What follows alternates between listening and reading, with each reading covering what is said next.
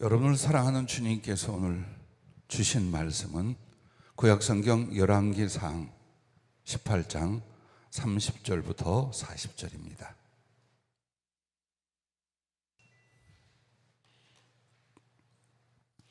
함께 찾아 봉독하도록 하겠습니다. 열왕기상 18장 30절부터 40절까지 함께 봉독하도록 하겠습니다. 엘리야가 모든 백성을 향하여 이르되 내게로 가까이 오라. 백성이 다 그에게 가까이 가매 그가 무너진 여호와의 제단을 수축하되 야곱의 아들들의 지파의 수요를 따라 엘리야가 돌 12개를 취하니 이 야곱은 옛적에 여호와의 말씀이 임하여 이르시기를 내 이름을 이스라엘이라 하리라 하신 자더라. 그가 여호와의 이름을 의지하여 그 돌로 제단을 쌓고 제단을 돌아가며 곡식 종자 두세 알을 둘 만한 도랑을 만들고 또 나무를 벌리고 송아지에 각을 떠서 나무 위에 놓고 이르되 통 넷에 물을 채워다가 번제물과 나무 위에 부으라 하고 또 이르되 다시 그리하라 하여 다시 그리하니 또 이르되 세 번째로 그리하라 하여 세 번째로 그리하니 물이 제단으로 두루 흐르고 도랑이도 물이 가득 찼더라. 저녁 소재 들을 때에 이르러 선지자 엘리야가 나아가서 말하되 아브라함과 이삭과 이스라엘의 하나님 여호와여, 주께서 이스라엘 중에서 하나님이신 것과 내가 주의 종인 것과 내가 주의 말씀대로 이 모든 일을 행하는 것을 모두 오늘 알게 하옵소서. 여호와여, 내게 응답하옵소서. 내게 응답하옵소서. 이 백성에게 주 여호와는 하나님이신 것과 주는 그들의 마음을 되돌이키심을 알게 하옵소서 하매 이에 여호와의 불이 내려서 번제물과 나무와 돌과 흙을 태우고 또 도랑의 물을 핥은지라. 모든 백성이 보고 엎드려 말하되 여호와 그는 하나님이시로다. 여호와 그는 하나님이시로다 하니 엘리야가 그들에게 이르되 바알의 선지자를 답죄 그들 중 하나도 도망가지 못하게 하라 하매 곧 잡은지라. 엘리야가 그들을 기손 시내로 내려다가 거기서 죽이니라. 아멘. 하나님의 권능과 기적을 보려는가? 라는 질문형으로 말씀 제목을 성령께서 주셨습니다. 하나님의 권능과 기적을 보려는가? 엘리야의 시대 강력한 하나님의 기적과 권능의 역사가 엘리야를 통해 일어났습니다. 구약의 선지자들을 통하여 혹은 하나님의 사람들을 통하여 그리고 신약시대에 이르러 성령에 잡힌 주의 종과 하나님의 백성들을 통하여 하나님이 살아계시고 하나님의 거룩한 뜻을 일하여 기사와 표적을 헤아릴 수 없이 많이 행하셨습니다.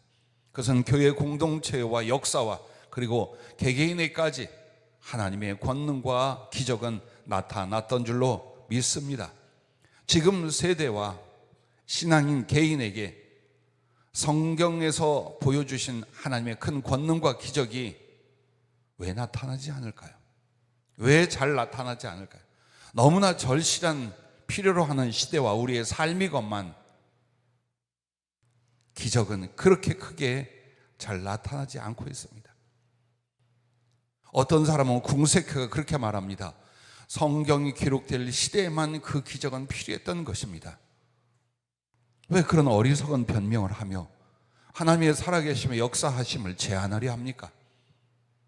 오늘 우리 교회를 세우시고 사랑하는 사명자와 주의 종들을 세워가실 때에 주님은 말씀과 함께 성령을 그리고 기적과 함께 개인에게 하나님의 친히 만나주신 체험을 통하여 양육해 오셨습니다. 때로는 뜸하고 때로는 야속할 만큼 하나님의 권능과 기적을 보지 못할 때도 있습니다. 교회 와서 기도할 때에 제일 애절하고 간절한 기도가 두 가지 있습니다. 암에 걸렸거나 불치병으로 고통받고 생명이 경각간에 있는 우리 성도들입니다.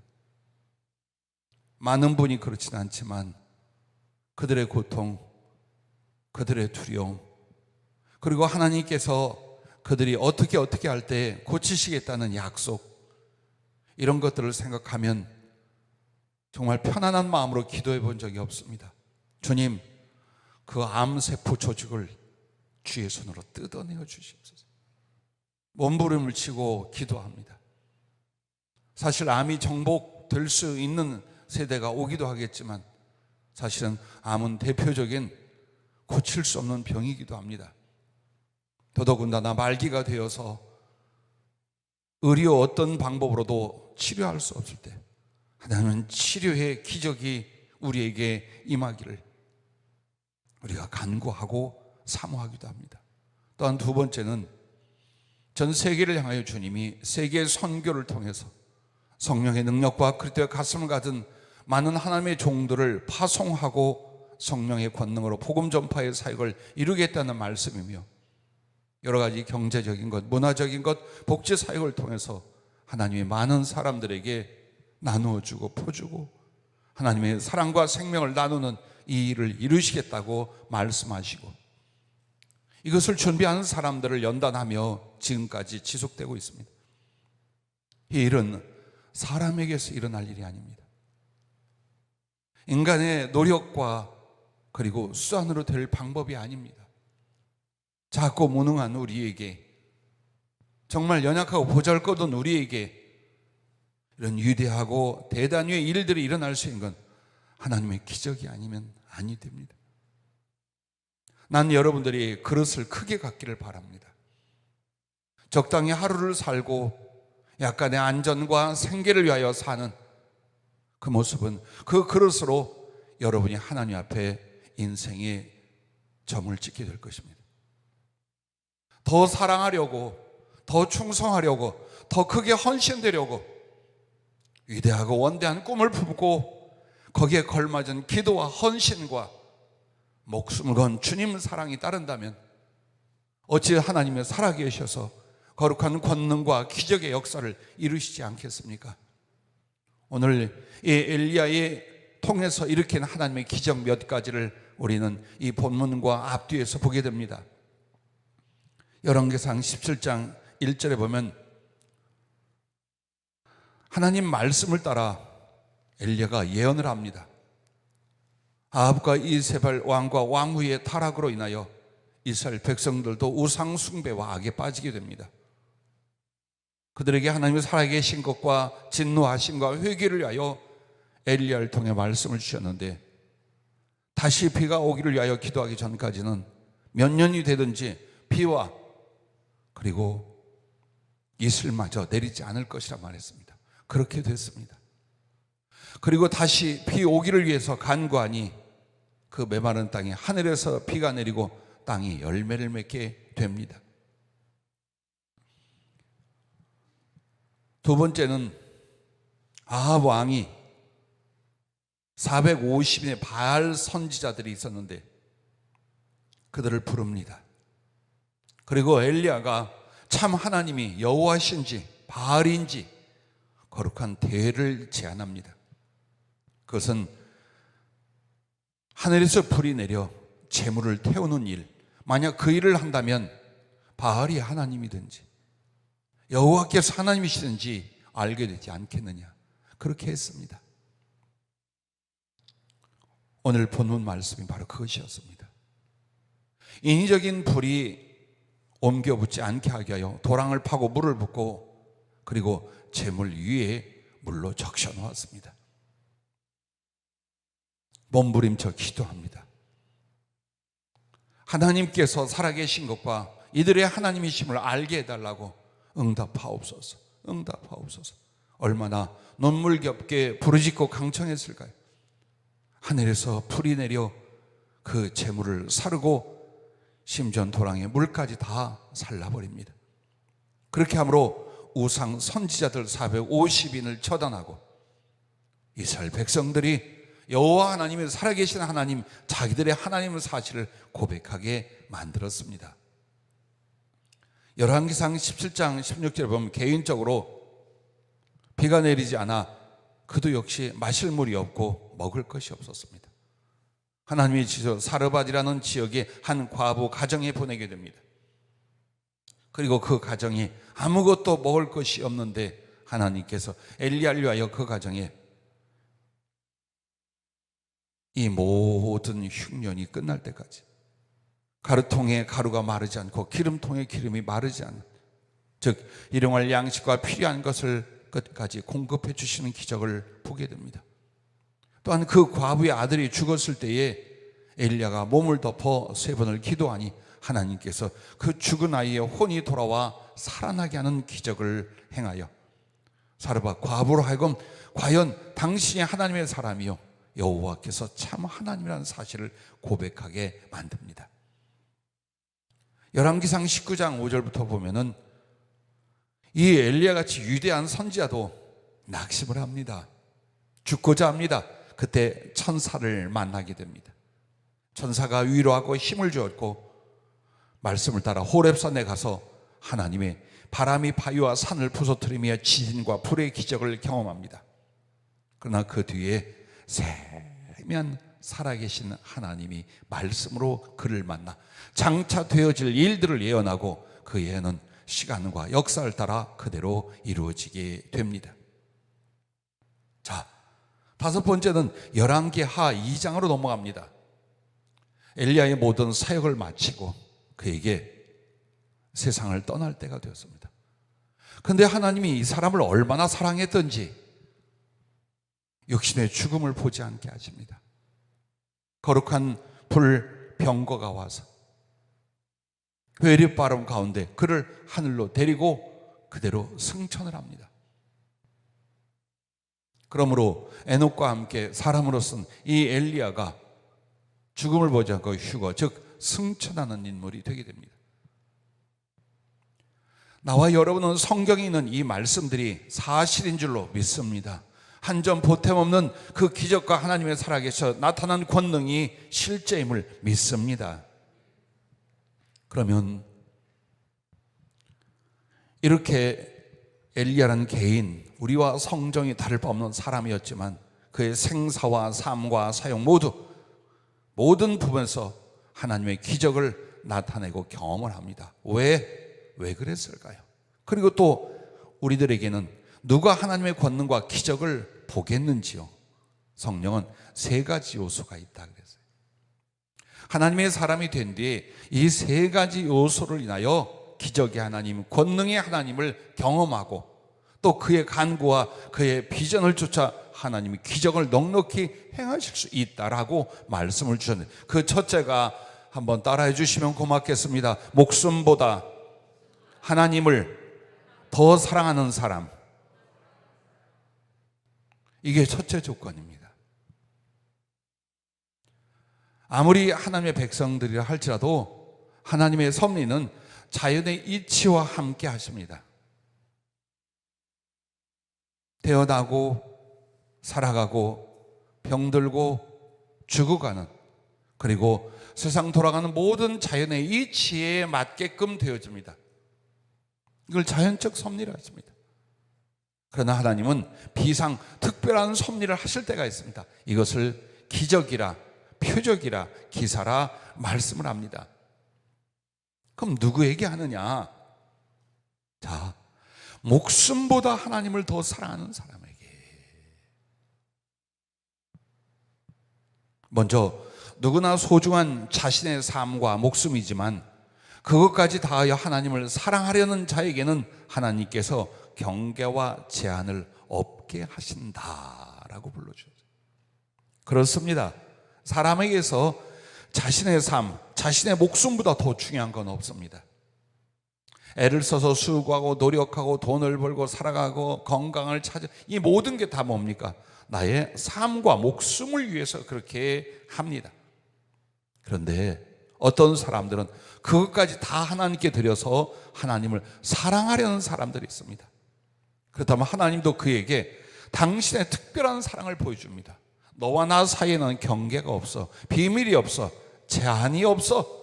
이때부터 하나님의 기적과 권능은 그의 삶 속에 혹은 그의 인생 가운데 나타나기 시작을 합니다. 많은 사람들을 주의 임재 가운데 이런 말씀을 주셨어요. 엘리야의 능력과 사역을 모두 다 부러워한다.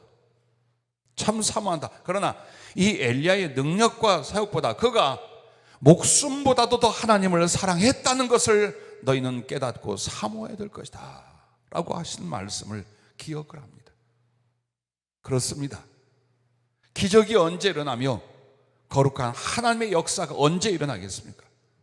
목숨보다 더 하나님을 사랑하는 그 사람, 그는 분명 하나님께 영광을 돌리고 하나님을 지극히 기쁘시게 할 것입니다. 그래서 여러분과 나에게 하나님께서는 당신을 경외하고 사랑할 기회를 계속 주십니다. 여러분의 인생은 의미 없고 수고롭고 단조롭다고 생각할 수 있어요. 그러나 아닙니다. 모든 때와 모든 상황에 여러분에게 하나님을 경외하고 사랑할 수 있는 기회를 지금도 주고 계신 거예요. 이때 여러분은 어떻게 할 것인가요?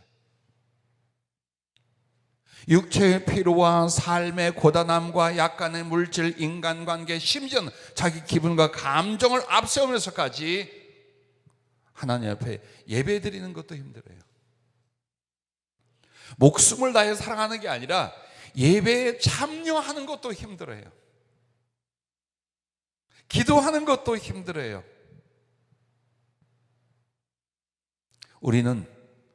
하나님은 예수 그리스도를 통하여 자기 자신보다 더, 그리고 자신의 모든 걸 다하여 우리를 사랑했고, 그 사랑의 섭리와 세월을 살고, 그리고 영원 가운데서 사랑의 완전을 우리와 이루신다는 사실을 다들 믿고 그 하나님을 사랑하기로 작정합니다.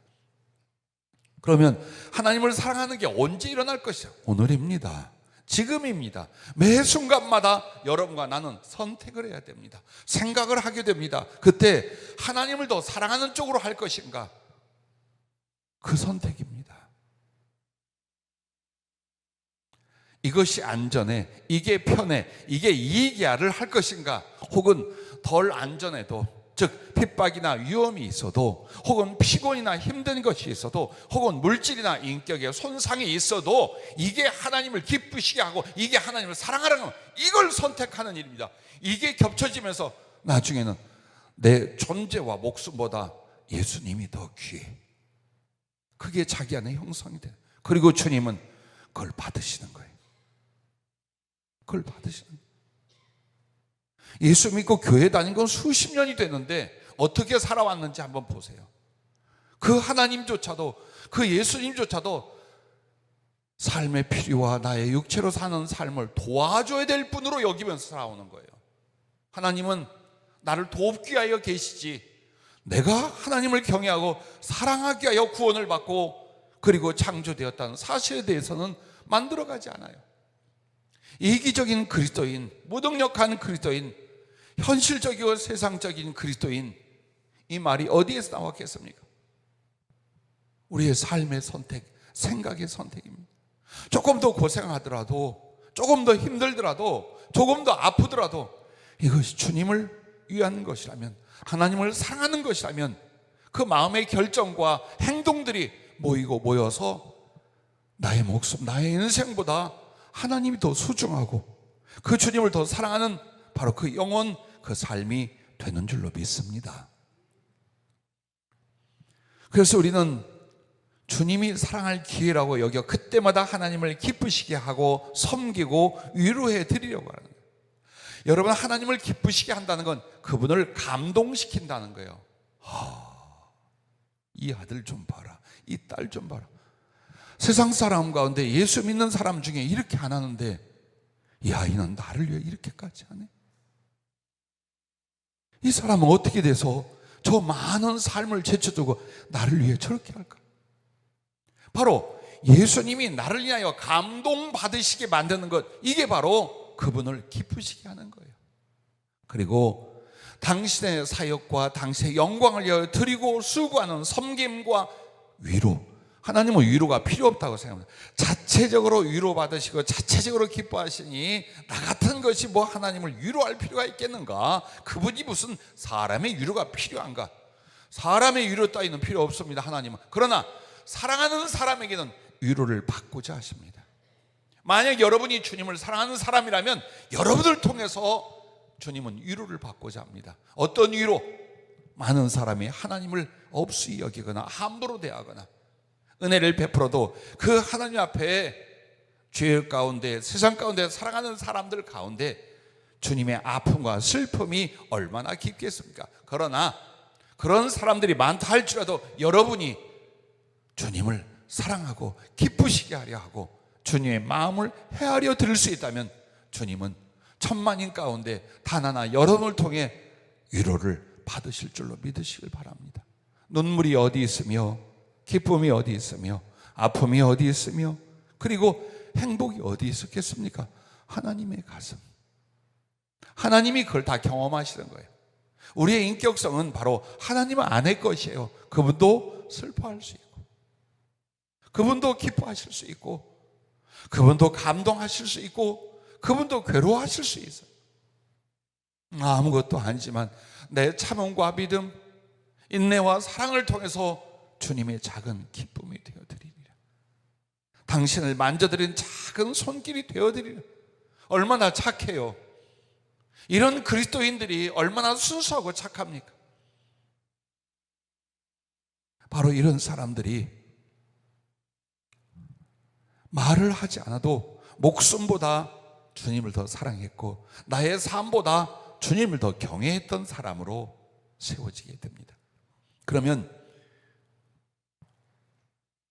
이런 사람들이 삶의 위기와 혹은 주의 영광을 위하여 기적을 바랄 때 자기보다 하나님을 더 사랑하는 소원과 가슴과 섬김으로 들어가 보십시오. 하나님이 이루십니다.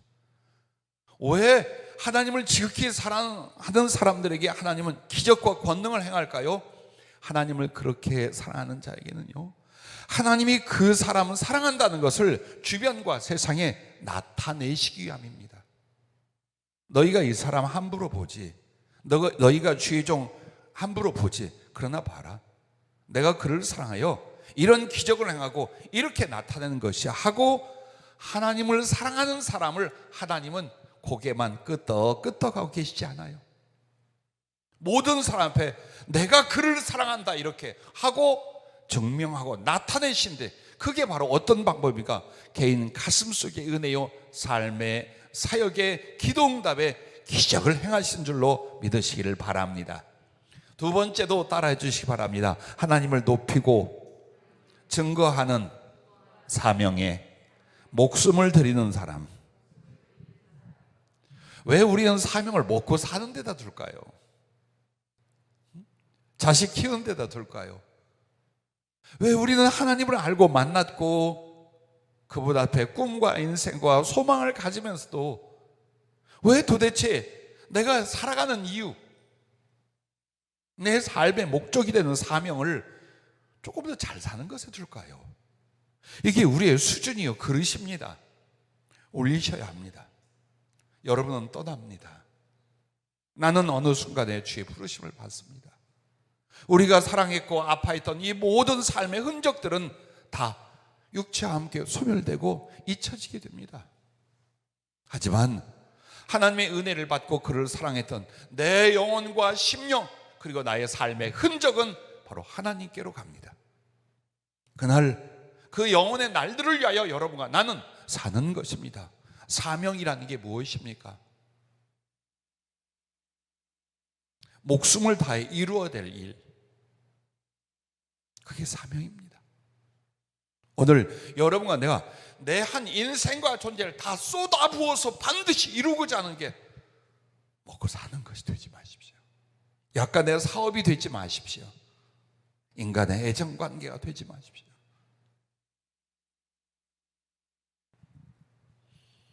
예수님과 그의 제자들, 그리고 신약 성경의 모든 가르침과 흐름은 어디로 갑니까? 그냥 교회에 다니는 교인이 아니요, 그리스도의 제자가 되는 부르심입니다. 단지 구원이 아니요, 하나님의 영광과 거룩한 구원의 목적을 위하여 쓰임받는 그의 제자들이 되는 것입니다. 그래서 오늘 우리들은 이 세상에서 할 일이 무엇이냐? 하나님을 살아계신 것과 그의 위대하심을 나타내고 증명하고 증거하는 일입니다. 내 인격을 통해서든지 내 언어를 통해서든지 나의 섬김과 사랑을 통해서든지 혹은 주신 성령과 진리의 복음을 가지고 나아가서든지 오직 하나님이 엘리야처럼 살아계시다는 것과 그의 사랑과 그의 구원을 증거하는 일입니다. 이것이 바로 모든 부르심 받은 크리스찬들과 구원받은 사람들의 사명이라는 것입니다. 그러니까 사명을 내려놓으니까 그렇게 힘든 거예요. 사명을 위해 산다면 여러분의 육체와 영혼의 삶에 필요한 건 주님이 다 책임져 주시기로 하지 않았습니까? 1000번 만번. 그러나 사명을 내려놓고 하나님이 도와줄게, 하나님이 책임져 줄게 하는 바로 세상 일에 모든 걸 다 쏟아 부으니 실패가 오고 고통이 오고 아픔이 오고 갈등이 오고 번뇌가 오고 끝까지 은혜 속에 살지 못한 이유가 딱 그거 하나입니다. 인격 문제 아닙니다. 삶의 환경의 문제가 아닙니다. 사명으로 살아가느냐, 되어지는 삶이나 바라는 삶을 위하여 사느냐, 여기에 달려 있습니다. 그러나 여러분들이 혹은 어떤 사람들이 정말 우리 하나님을 높이고 증거하는, 즉 복음을 위하여 그리스도의 영광을 위하여 살기로 작정하여 나의 인생과 목숨을 거기에 드리고 있어요. 바로 그 사람들을 통해 주님은 기적을 나타내고 표적을 이루신다라고 말씀하는 거예요. 엘리야나 구약시대에 보면 선지자가 강력하게 하나님의 말씀을 외치며 그 말씀을 이루게 한 기적의 시대가 있어요. 그러나 아예 선지자가 끊겨버리고 여호와의 말씀이 들리지 않는 시대가 있어요. 선지자라는 직분과, 오늘 여러분은 이렇게 생각합니다. 지금은 선지자라는 건 없어, 사도라는 건 없어. 왜? 신학 공부할 때 그렇게 배우거든요. 사도의 직과 선지자의 직은 이제 없다. 이 말이 맞기도 하고 틀리기도 한 이유가 있어요. 만약 여러분이 사도요 선지자의 사명을 받았다면 사도와 선지자의 직분은 따로 없어도 돼요. 근데 여러분이 그것을 특별한 사람들에게 돌려버린다면 그건 여러분의 변명이 됩니다. 왜 주님의 제자 시대를 넘어서 사도라 부르지 않고 선지자라 부르지 않는가? 네가 선지자요, 네가 사도의 일을 해야 된다. 그것 때문입니다. 그것 때문입니다. 그래서 모든 하나님의 백성들은 목사 되는 사람, 신학 공부하는 사람들, 이런 사람들을 사명자라고 말하는 것이 아니에요. 예수 그리스도와 복음을 맡아 그리스도를 높이고 이 복음을 전할 사명은 사도와 선지자와 같고 이것이 사명자라 그 말입니다. 그런데 왜 진정한 사명자가 되지 못하는가? 구약에 왜 선지자들이 세워지지 않았는가? 성령은 이렇게 말씀을 해요. 사명은 하나님을 사랑하여 그 말씀에 귀 기울이는 자, 이 사람이 된답니다. 즉 하나님의 말씀을 들으려 하지 않는 사람들은 결코 사명을 가질 수가 없답니다. 왜? 그 사명의 본질은 하나님 말씀을 이루고 하나님 말씀을 전하는 데 있어요. 근데 하나님께 말씀을 들으려고 하지 않아요. 예배를 통한 성경 말씀을 들으려 하지도 않습니다. 성령이 하신 말씀도 들으려 하지 않습니다. 하나님이 뜻이 이 시대와 나에게 무엇인가도 들으려고 하지 않습니다. 그런데 복음 전하는 사명이 가슴에서 일어나겠습니까? 안 일어나는 거예요. 제가 저는 젊은이들에게 신학 공부할 것을 많이 권했습니다. 그러나 꽤 세월이 지나면서 권하지 않습니다. 왠 줄 압니까? 사명은 신학 공부를 좀 해서 생기는 게 아니에요. 명심하세요. 신학 공부 과정을 해서 사명이 생기는 게 아니에요. 하나님의 말씀을 들을 수 있어야 사명이 생겨요. 그리고 이런 변명도 사명자가 되지 않아요. 내가 하나님 앞에 전도도 하고 복음을 전해야지, 그런 일 좀 해야지. 이게 사명이 아니에요. 확실하게 내가 듣는 거예요. 성경을 보면서 하나님을 만나고 그 말씀들의 소중하고 거룩한 나를 향한 그 간절한 하나님의 소원과 눈물을 내가 듣기 시작하는 거예요. 기도하고 묵상하면서 생활하면서 성령이 하신 말씀을 들어요. 이 성경 말씀과 성령의 말씀을 듣는데 어떻게 멈춰 있겠습니까? 어떻게 외치는 자가 되지 않겠습니까? 이 가슴 속에서 너무나 강력하게 역사는 그리스도의 사랑에 강권하심 복음을 전해라. 영혼을 살려라. 하나님의 사랑이 이와 같고 하나님의 심판이 이와 같고 인간의 구조와 세상의 삶이 이와 같은데 너희가 이것을 전하고 너는 이렇게 살아야고, 이걸 가슴으로 듣는다 그 말이에요. 근데 어떻게 안전하겠어요? 사명자는 이렇게 만들어지는 겁니다. 왜 신학을 공부하고 주의 종이 되어도 사명을 우리가 완수하지 못한 상태로 갈까요? 수없이 많아요. 우리나라만큼 신학교가 많고 신학생 배출을 많이 하는 그런 나라가 없을 정도예요. 우리나라는 이미 10번 100번 복음화가 되어 전 세계를 흔들고 있는 하나님의 종들과 사명자들로 넘쳐야 합니다. 그러나 잠잠합니다. 그 이유를 성령은 이렇게 말하는 거예요. 하나님을 사랑하면 그가 무슨 말씀을 하는가 들으려고 한다. 그래서 성경을 보고 설교를 듣고 성경을 공부해도 항상 거기서 하나님이 자신과 세상에 하실 말씀을 듣고자 하는 거예요. 순종하라는 것, 사랑하라는 것, 구원하라는 것, 하나님의 섭리는 이와 같다는 것. 그리고 성경만 말씀을 전합니까? 여러분 안에 계신 성령은 끊임없이 말씀합니다. 근데 이걸 묵인하거나 무시하는 거예요. 아무리 예수 믿고 오래되고 말씀을 설교를 신학 공부를 했다 할지라도 성령의 하신 말씀을 귀담아 듣고 사모해 듣지 않는 사람이 가슴이 움직일 것 같습니까? 듣지 못하고 깨닫지 못하는 걸 내가 어찌 나가 전하겠습니까? 그래서 오늘날 하나님을 높이고 이 복음을 증거하는 사명, 그건 내가 스스로 가졌다 하거나 누가 넌 사명자라고 말해줘서 생기는 게 아니라 지금 여러분이 하나님 말씀을 듣고자 합니까? 정말 간절히 무엇보다도 그의 말씀을 깨닫고 그의 뜻을 알고자 합니까? 그래서 듣고 있습니까? 그 말씀의 강력이, 그 거룩한 사랑이 나를 압도하여 이 복음을 전하고 다른 영혼들에게 나가게 합니까? 사명자 맞습니다. 여러분은 주의종이요 복음을 전한 자 사명자 맞습니다. 난 우리의 청소년과 젊은이들이 그렇게 되길 바래요. 대충 학교 다니고 적당히 사회생활하고 그럴 수도 있지요. 힘들고. 그러나 지금까지 기도하고 양육하고자 한 건 정말 하나님을 사랑하여 가슴으로 성령의 음성을 듣고 그분의 거룩한 비전을 듣는 사람들, 그 사람들이 일어나서 전 세계를 향하여 그때의 사랑의 강건하심과 성령의 인도하심으로 복음을 전하고 영혼을 살리는 그런 젊은이들, 혹은 그런 젊은 가슴을 가진 하나님의 사람들이 이 교회에서 계속 양육, 발굴, 파송, 지원되기를 바랬어요. 난 그렇게 될 줄로 믿습니다. 오늘 우리는 주의 종이란 타이틀을 갖지 않는다 할지라도, 혹은 가져서라도 여러분의 생활과 삶과 만남 속에서 복음을 전할 수 있다면, 그리스도를 높일 수 있다면, 이 세대와 시대를 향한 하나님의 뜻을 담고 이것을 전하게 하여 나선다면 여러분이 선지자요, 여러분이 사도요, 여러분이 그리스도의 제자요, 여러분이 사명자이라 이 말입니다. 그래서 부족하지만 이 거룩한 하나님의 말씀을 전하여 그리스도를 높이고 증거하려는 데 수고한다면 어찌 하나님이 기적으로 권능으로 함께 동행하시지 않겠습니까? 엘리야가 기적을 이루고 볼 때마다 항상 그 내용을 보십시오. 하나님의 살아계심을 증거하기 위한 데여서요. 지금 말로는 복음을 전하게 하여 하나님이 살아계시고 예수 그리스도가 구주이신 것을 확실하게 증거하는 그 구체적인 삶 속에서 하나님은 언제나 이 말이 진리다, 이 말은 나의 말이다, 이것을 증명하기 위해서 기적과 표적을 이루셨다는 걸 여러분 알고 계시지 않습니까?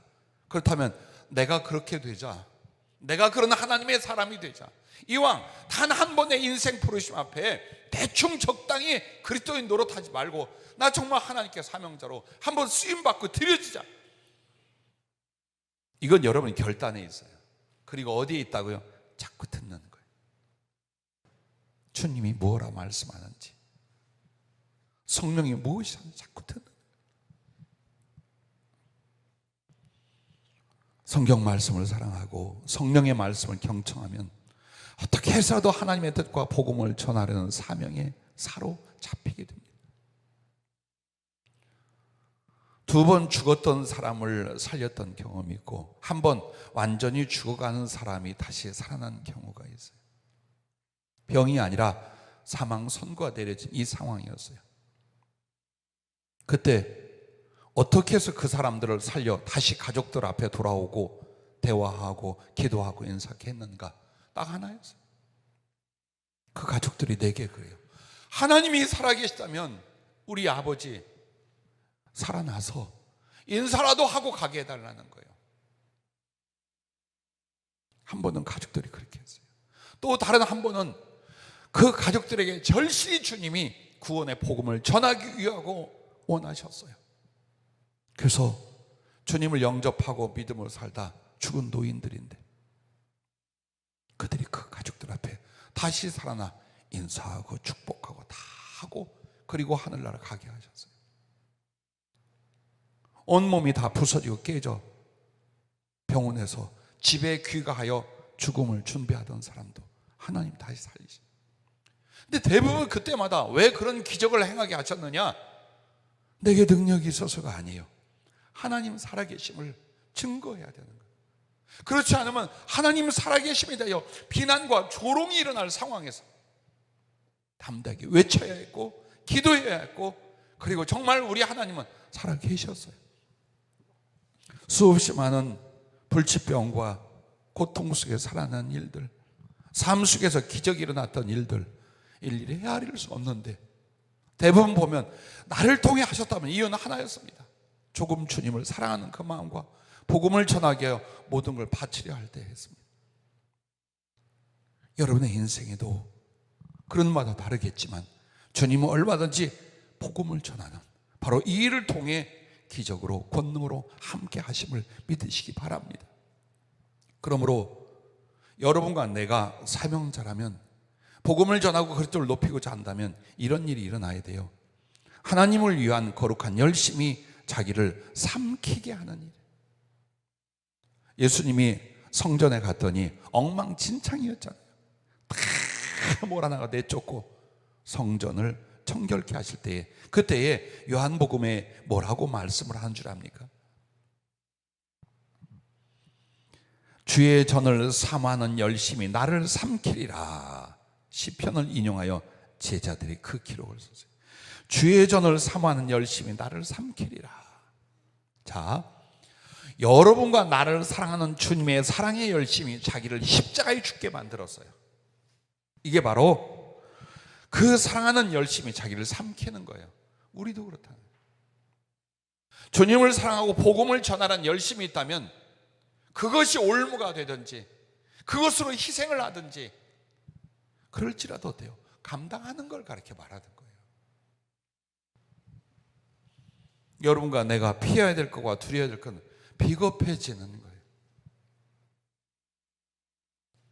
사람과 삶에 대하여, 물질에 대하여 비겁해지는 거예요. 그리스도를 담대하게 전파하고 그를 증언하는 것이 아니라 자꾸만 비굴해지고 숨고 피하고 잠잠하고, 오늘 성령과 주님의 사랑이 복음을 전하고 예수님을 증거하는 여러분 가슴 속에 거룩한 열심이 일어나게 할 수 있기를 바랍니다. 사도 바울은 고린도후서 5장 13절부터 이렇게 말을 해요. 우리가 만일 미쳤어도 하나님을 위한 것. 사람들이 미쳤다고 했어요. 그러자 우리가 만일 미쳤어도 하나님을 위한 것이요 정신이 온전하여도 너희를 위한 것이니 그리스도의 사랑이 우리를 강권하시는도다. 우리가 생각하건대 한 사람이 모든 사람을 대신하여 죽었은즉 모든 사람이 죽은 것이라. 이 내용은 어디에서 따온 거냐면 복음 전하는, 왜 이렇게 너희에게 열심히 복음을 전하며 이렇게 기도해 준 줄 아느냐? 그리스도의 사랑이 나를 강권하신다. 그래서 내가 미친놈 소리를 듣더라도 주를 위해 미친 자요 정신이 온전하다. 너희를 위해 온전하다. 자, 정말 주님과 복음에 대한 열심은 어디에서 일어납니까? 그리스도의 사랑에 붙잡히는 거예요. 복음은 지식이 아니었어요. 바로 나를 향한 하나님의 사랑이었어요. 말씀은 단지 지식이 아니라 실제 나의 삶이 되었어요. 그래서 예수님의 사랑이 복음과 함께 나를 사로잡고 그 사랑이 나를 이끄신 대로 이 복음을 전해야 했고 그리스도를 높이고 자랑해야 되는 이 상태로 가시는 것, 이게 사명자요 사명을 위하여 목숨을 바칠 수 있는 사람들이라는. 시대가 개인주의적이요 교회가 자유와 민주적이에요. 민주적 제도라는 건 좋은 거예요. 그러나 하나님 앞에서 제멋대로 하는 민주주의는 아니라는 거예요. 어떤 시대에 살고 있던 어떤 문화와 인간 정서에 영향을 받고 있던 여러분과 나는 하나님 말씀 앞에 똑같아요. 예나 지금이나 엘리야의 가슴, 엘리야의 사명, 엘리야의 사랑, 그것조차 바뀌겠습니까? 지금 시대라고 오늘 내가 이렇게 살고 있다고 그것을 우리가 배척할 수 있습니다.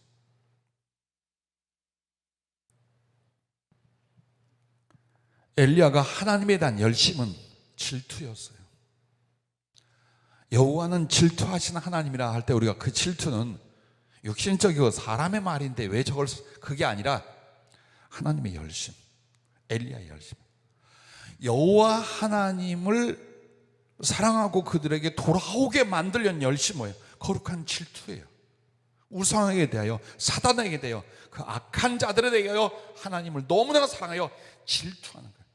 어떻게 저렇게 할 수 있을까? 오늘 나는 여러분에게 거룩한 의분과 하나님을 위한 질투가 일어날 수 있기를 바라요. 내 하나님이 어떻든, 예수 이름이 어떻든, 그저 나는 오늘 이렇게 살고, 이런 사람들이 아니라 어떻게 감히 우리 하나님을, 우리 예수님을 어떻게 저렇게 말할 수 있을까?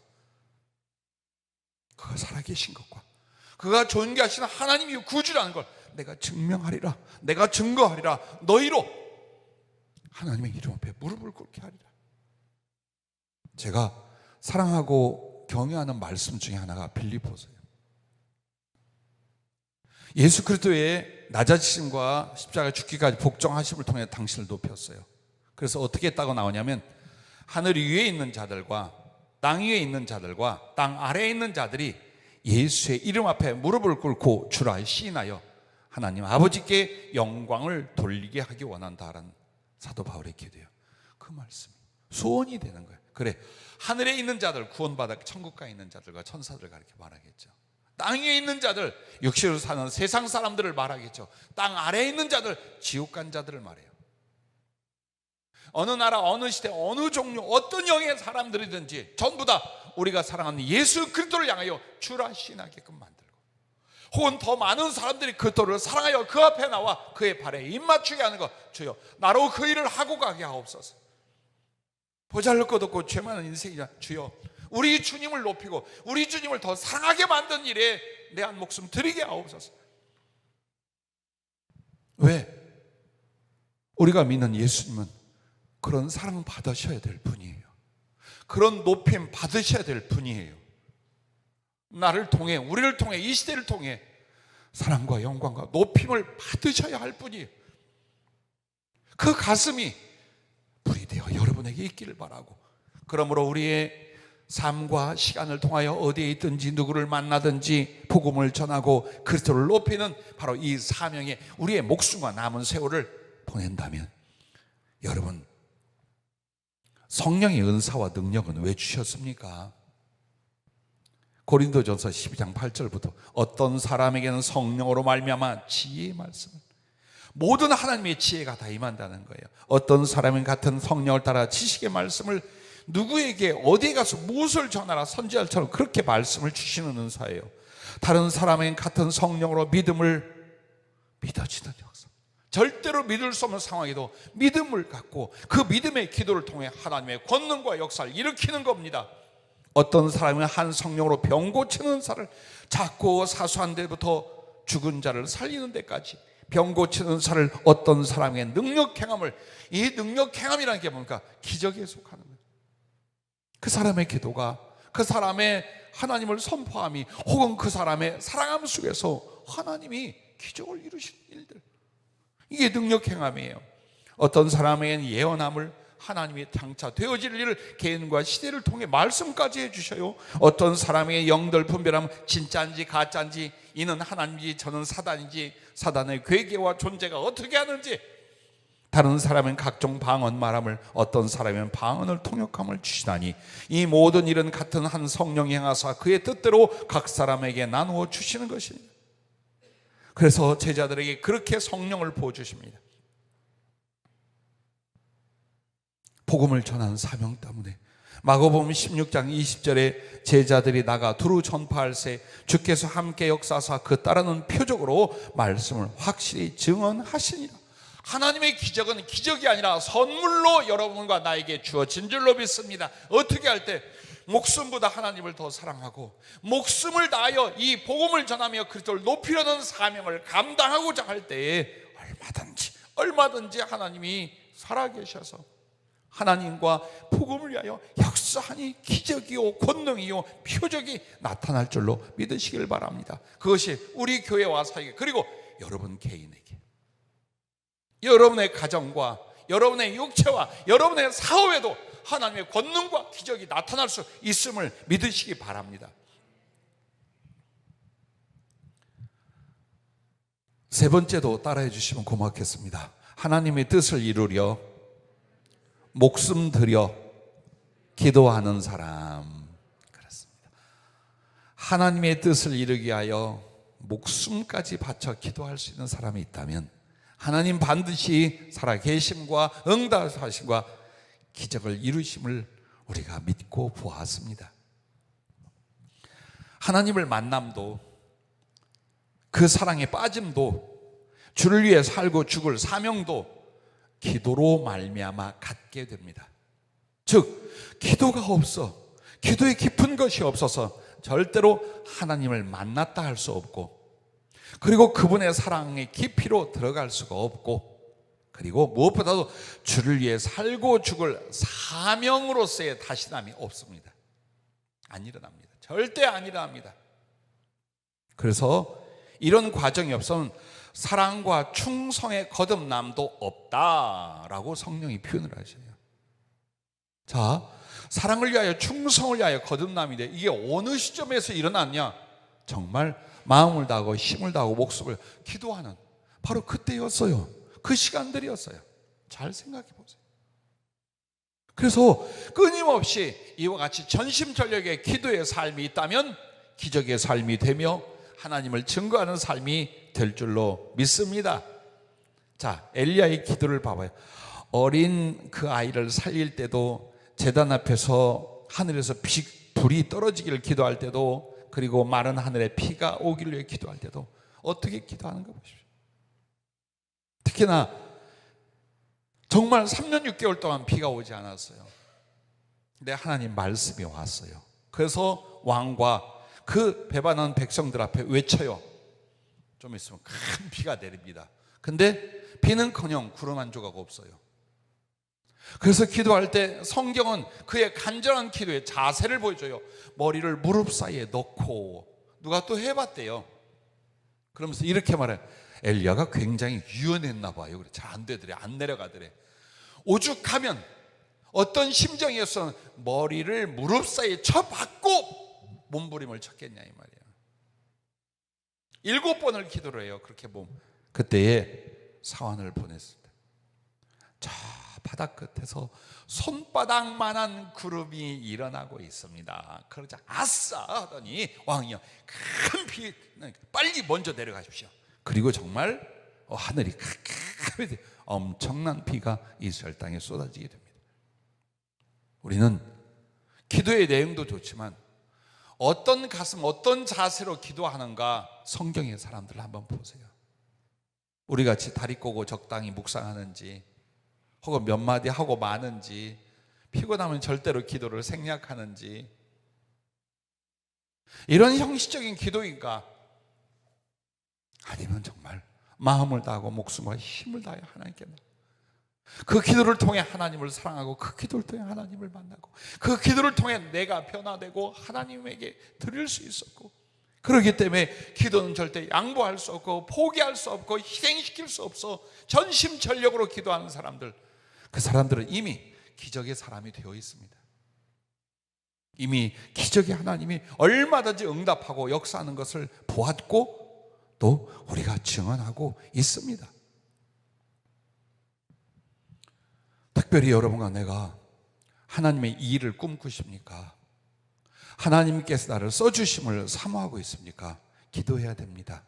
기도를 전심전력하면요, 하나님의 뜻과 사역을 온전히 하나님의 은혜로 이루려는 믿음이며 하나님이 아니면 아무것도 할 수 없다는 겸손이며 진정 하나님께 영광 돌려드리던 충심이다라고 표현을 하죠.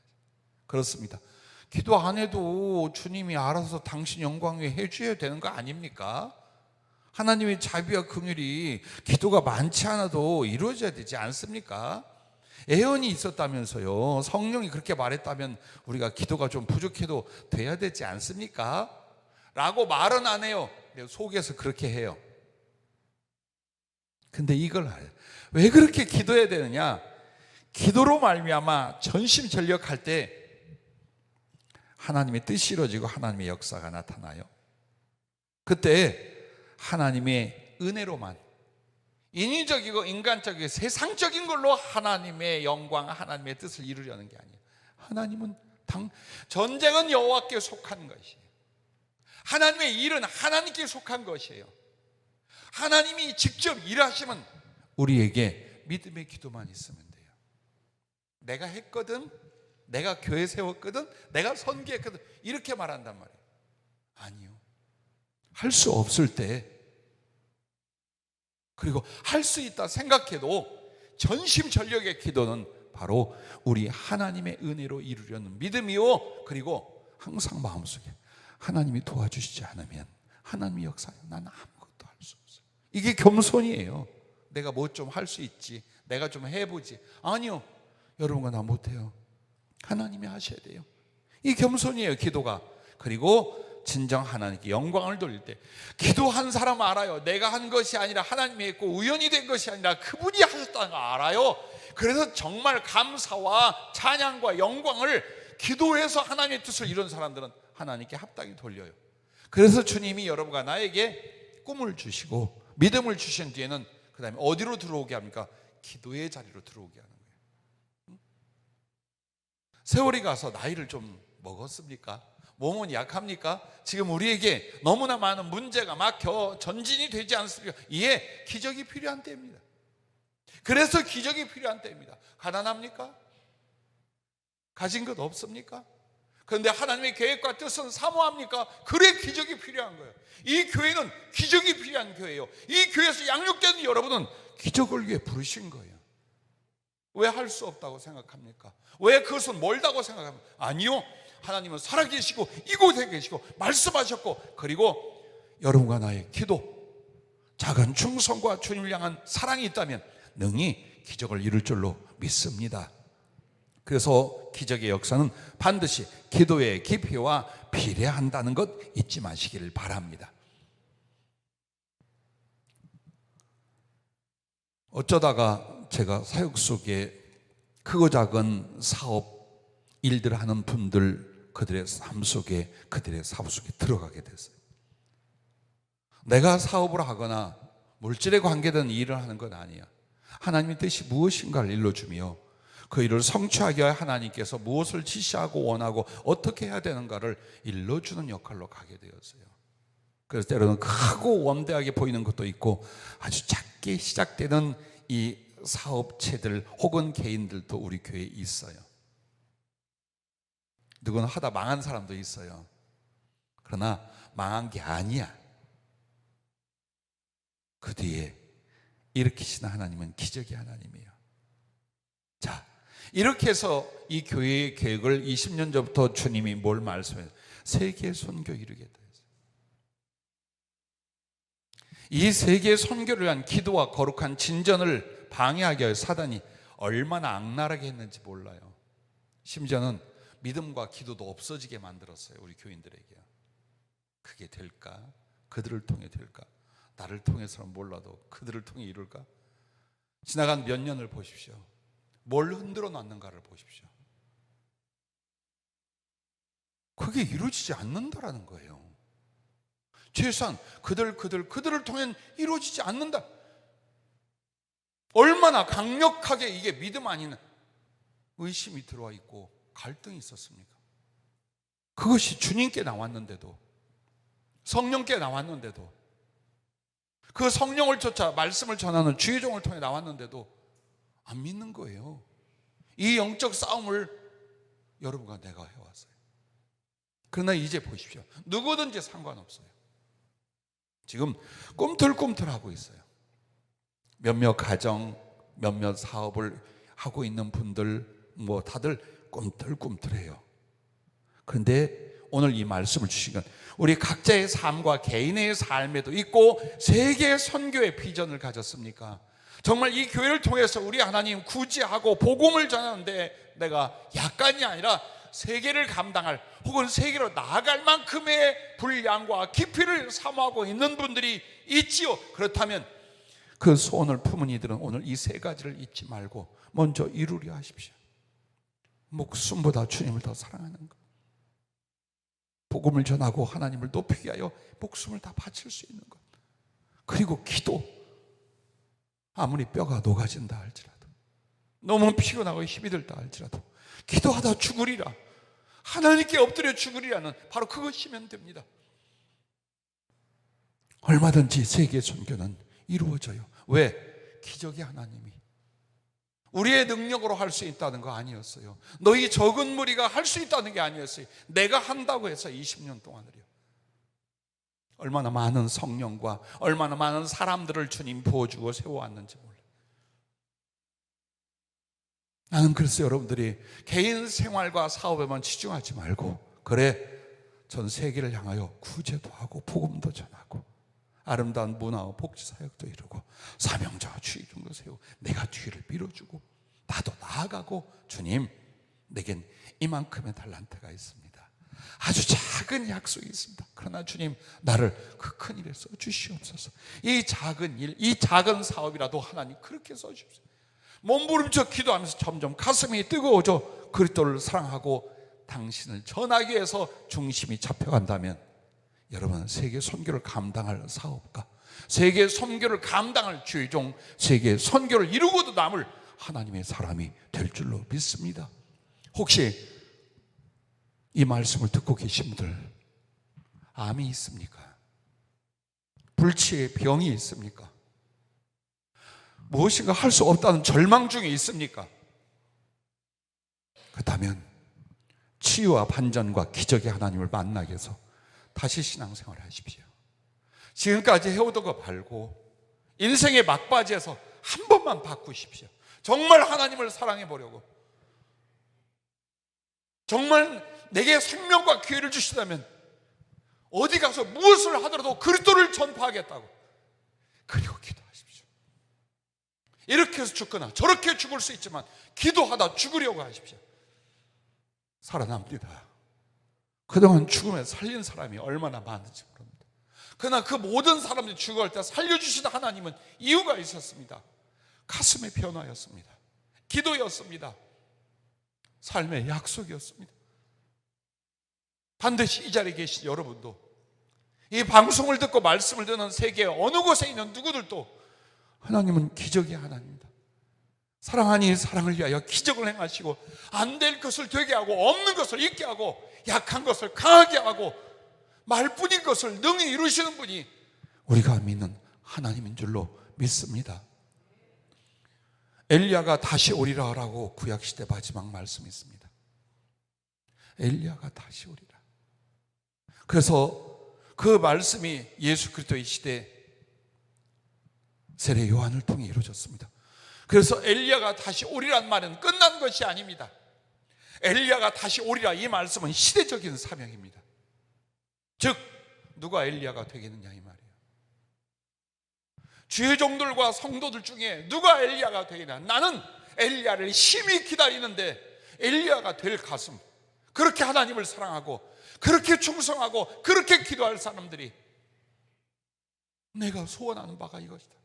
그게 바로 엘리야가 다시 오리라. 그것은 예언이 아니래, 주님의 소원이래요. 그러므로 기적의 하나님, 그 기적의 하나님을 사랑하고 증거했던 엘리야의 심령, 엘리야의 신앙, 엘리야의 사역이 이 교회와 여러분이 되시기를 주의 이름으로 축복합니다.